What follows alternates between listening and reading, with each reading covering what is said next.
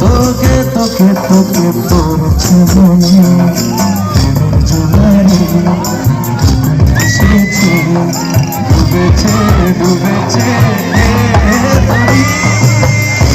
একটা মিনিট দাঁড়াও, আমার গুরু রথিজিৎ ভট্টাচার্য, তার গাওয়া এই গানটা তোমরা এতজন গাইছো, আমি গানটা না পাঠিয়ে দাদাকে পারবো না।